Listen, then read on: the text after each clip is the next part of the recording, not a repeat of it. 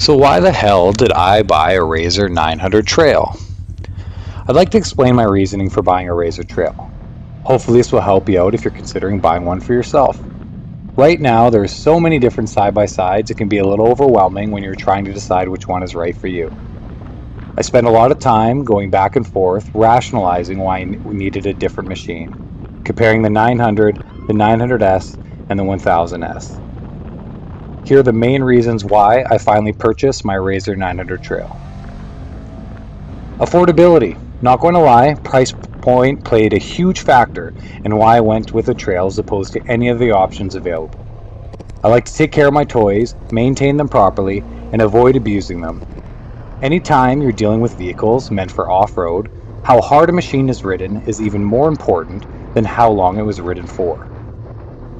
Even 500 kilometers can be enough to wreck an ATV if the owner was extremely rough on it or did little in preventative maintenance. And not mechanically inclined to the point of being able to rebuild an engine in my own garage with simple hand tools, buying new is really the only way I could give myself the peace of mind that I wasn't purchasing a ticking time bomb. I decided I wanted to pick up a 2018 model during fall clearance and take advantage on some deep discounts that Polaris was offering to make room for its 2019 lineup. Being able to bring home a side-by-side for under $15,000 was extremely appealing. Even during the fall clearance promotion, it was hard to find anything other than a Trail model discounted below $15,000. By any chance, if any of the three people who actually watch this are American, that's probably about the equivalent of 4 Eagle eggs or 800 USD, depending on the current conversion of Canadian dollars.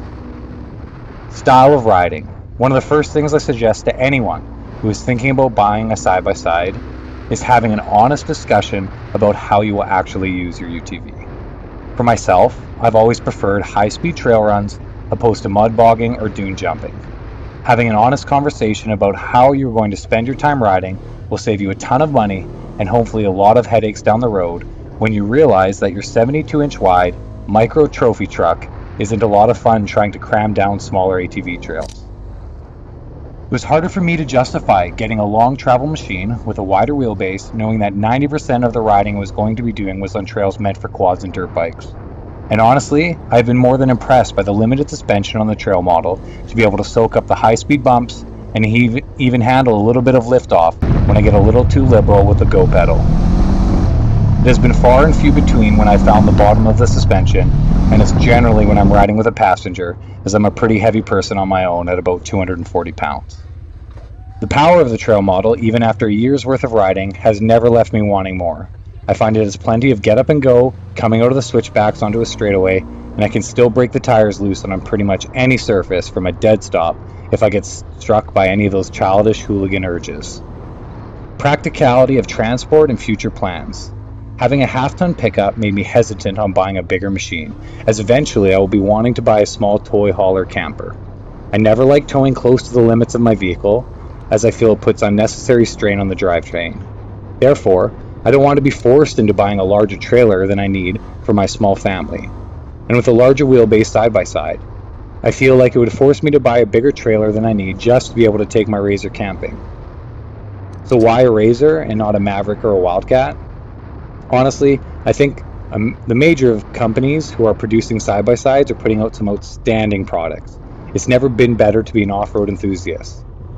I chose to go with Polaris over any other manufacturer for 2 reasons.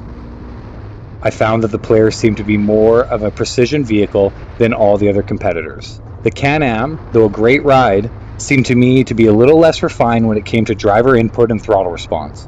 I know a lot of people will love the way they ride, but for me I feel like I could push the Polaris a little bit harder and felt a little more comfortable while doing it. The other reason is simple. I know more people who own RZRs than anything else. The main friend I ride with has a Polaris RZR, and he has had absolutely no problems with it, and he has owned it for over 4 years. Everyone I know who has owned a Wildcat seems to have a love-hate relationship with their machines. They love how they handle, but seem to be paying for a lot of repairs within the first few years of ownership. I don't want to be shelling out money for anything other than modifications within the first few years, so the perceived reliability issues with the Wildcats made me hesitant. Also, going back to affordability, The closest I could find to a comparable price for the RZR 900 Trail was a Maverick Trail, but with no power steering. And for me, once you've had power steering, it's hard to go back to a machine that doesn't have it. I couldn't be happier with my decision. The RZR Trail has taken all my expectations of what it is capable of and blown me away with ample power, nimble handling, and the ability to put a smile on your face. It has proven to be a very fun, reliable, and nimble trail assault vehicle, and even quite capable when I come across some mud that I'm forced to go through because I just can't edge my trail princess around it. Until the next video, keep those heads up, foots down, and stay safe on the trails. Happy riding.